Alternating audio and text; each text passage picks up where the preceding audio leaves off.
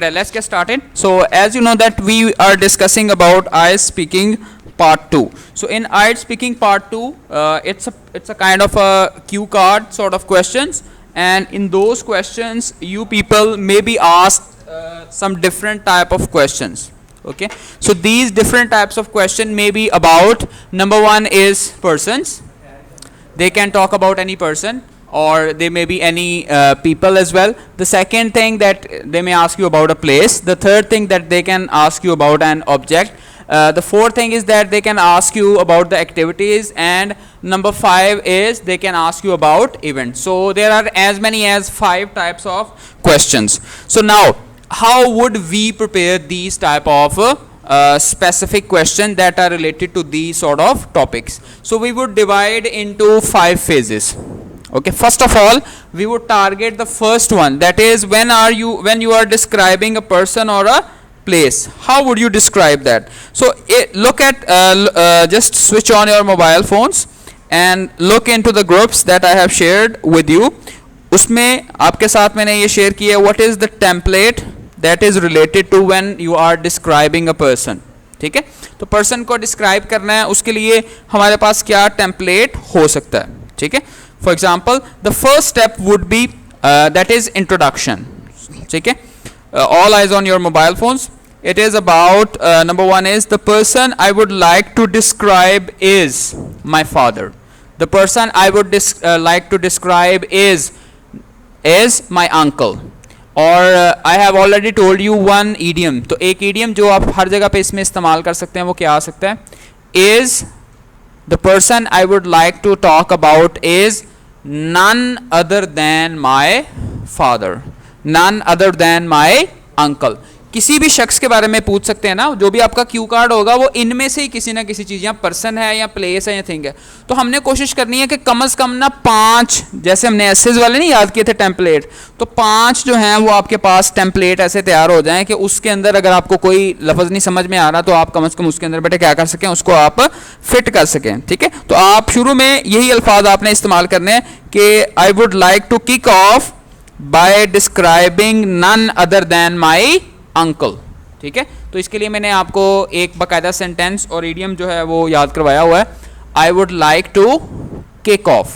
ठीक है, तो अब आपने इसको उसी हिसाब से साथ मिलाने की कोशिश करनी. ठीक है, the second one is physical appearance. So whenever you are talking about a person, so you can also talk about his physical appearance as well. ठीक है, you can talk about the height, you can talk about the complexion. ठीक है, you can talk about any specific features that he is tall, handsome, or he is quite a build up sort of a person. तो his complexion is fair. जो भी आपने बताना है आप बहरहाल physically भी express उसको कर सकते हैं. ठीक है, and has के बाद आप कोई भी एक क्वालिटी लगा सकते हैं. ठीक है, जैसे मिसाल के तौर पर हम अगर इसकी डिटेल में जाएंगे तो पूरे का पूरा कैसे हम फिजिकल अपीयरेंस ऐड करेंगे वो कंप्लीट हम एंड के ऊपर इसको पढ़ते हैं. ठीक है, the third one is personal traits. So what are personal traits? किसी बंदे की ज़ाती खसूसियात क्या हैं. ठीक है, if someone is a businessman you will talk about his business. If someone is a cricketer, you can talk about his or her cricket. If someone is a sportsman, so you can talk about his or her sports. ठीक है, अब उसकी personality जो है उसके हवाले से आपने एक एक करके चीज़ें बतानी है. ठीक है, नेक्स्ट ये है रीज़न फॉर योर चॉइस, कि why you have chosen this person, आपका वो ये बंदा फेवरेट क्यों है, ये रीज़न आपने बतानी है. Next, what is your relationship with that person, आपका उस बंदे के साथ रिलेशनशिप क्या है. And second last thing is that memorable moments. So there may be memorable experiences, 1 or 2, so you can also take that. Okay, so first of all I would like to read that example, just try to focus on that. The person I would like to describe is my grandmother. ठीक है, तो इसमें हमने describe क्या किया, ये फिक्रा automatic पहले का बना हुआ था, हमने इसके अंदर आपने नाम चेंज कर देना, जिसका भी नाम आ जाए. तो ग्रैंड मदर की जगह पे आप क्या लगा सकते हैं, उस बंदे का नाम लगा सकते हैं. अच्छा जी, she is petite woman in her early 70s with short grey hair and warm smile. अगर वो ही है तो ही लगा दें, शी है तो शी लगा दें. ठीक है, अगर वो यंग है, ठीक है, तो he is a young man या she is a young girl, उसके बाद आपने एज बतानी है, in her early 20s, in her early 30s, in her early 40s, ठीक है, जो आपने बताना है, फिर उसमें यंग को आपने चेंज कर देना उस हिसाब से, ठीक है। विद शॉर्ट ग्रे हेयर, अब शॉर्ट ग्रे को क्या कर दें, विद ब्लैक हेयर्स, ठीक है, एंड अ वार्म स्माइल, ये सब में चल जाएगा, ठीक है। नेक्स्ट आपने उसकी ट्रेट्स बतानी है कि क्या क्या क्वालिटीज हैं। So number 1 is she is kind, compassionate and always willing to help others. So these are well-rounded sort of traits. ये हर जगह पे आप इस्तेमाल कर सकते हैं, तो इसमें कोई स्पेसिफिक नहीं है। फिर I chose this person because of her selflessness and generosity. Again, these two qualities are pretty general. तो चाहे सेलिब्रिटी की बात हो या आम बंदे की बात हो, you can apply it to any person anywhere, ठीक है। उसके बाद I admire this person and we share a close bond, ठीक है, तो आप कहें कि you are very close to that person. One memorable experience I had with this person was, ये फिक्रा तो सब में सेम ही होगा जो भी आपका एक्सपीरियंस था। When she taught me how to cook traditional dishes, तो जब आपने बताना है when he taught me how to play cricket, when he taught me how to open a new shop या how to do business, जो भी आप बात बताना चाहते हैं उसमें वो एक्सपीरियंस में आप बता सकते हैं। and another time was when she shared stories of her childhood, तो अब आप ये हर किसी के साथ आप लगा सकते हैं when that person shares you about his or her childhood. The next is overall this person is very special to me, so obviously you can apply it to anywhere. This person is very special to me because of her unwavering, because of his लगा दें अगर mail है, unwavering support and guidance. So you can use almost 70% of these words.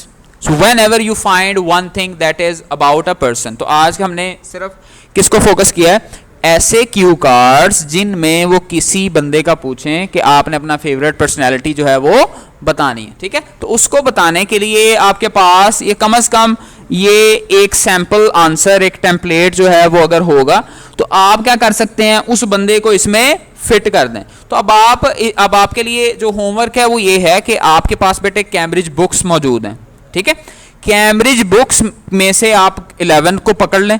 Book 11 में होंगे कितने papers, 4 papers. उसमें देखें कौन सा पर्सनैलिटी वाला है, सिर्फ उसको आपने नोट कर लेना। मसलन बुक 11 टेस्ट नंबर 3 पर्सनैलिटी आ गई। फिर आप बुक 12 पकड़ लें, उसमें देखें जी बुक कौन सी वाली में इसका पर्सनैलिटी वाला। तो अब आपने ये कोशिश करनी है बेटे, जितनी भी 11 से लेकर 18 तक बुक्स हैं उनमें कौन सा वाला क्यू कार्ड आपने करके आना है जिनका ताल्लुक है पर्सनैलिटी के साथ। अब 1 पॉइंट एजेंडा है सिर्फ कल के लिए, nothing else. You will come here and you would become unstoppable. So you would try to speak as much as possible on that given topic because you have been given the template. You know, those who are going for 7+ bands, obviously it is not for them actually. Okay, it is for those people who are struggling to start. Okay, and who feel that I will run short of ideas. Okay, so something is better than nothing. Okay, so this is the last sort of resort if you are running short of words, but even then I believe that it would give you a good start, or at least it can give you a peace of mind that you are ready to describe any personality, ठीक है। तो उसमें कुछ ना कुछ आप अपने हिसाब से इसमें क्या कर सकते हैं, चेंज कर सकते हैं। so try to change those words, तो उसी के लिए आपने ये देख लेना। तो how many books I should expect that you would go through? I think I am giving you the number of topics. So you are supposed to prepare at least 5 topics. Okay, 5 topics that are related to whom? Personalities. ठीक है, persons और personality। किसी बंदे का आपने उसमें जिक्र करना है और उसको क्या करने की कोशिश करनी है, एक्सप्लेन करने की। और जो तरीकाकार आपको बताया इस तरीके में और इस चीज में आपने उसको फिट करने की कोशिश करनी है, ठीक है। तो इस तरह से हम पर्सन वाला करेंगे, फिर प्लेस वाला, एक्टिविटीज वाला, इवेंट्स वाला, ऑब्जेक्ट्स वाला।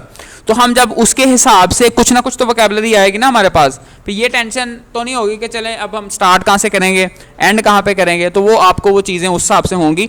और keep in mind because you will have 1 minute to prepare.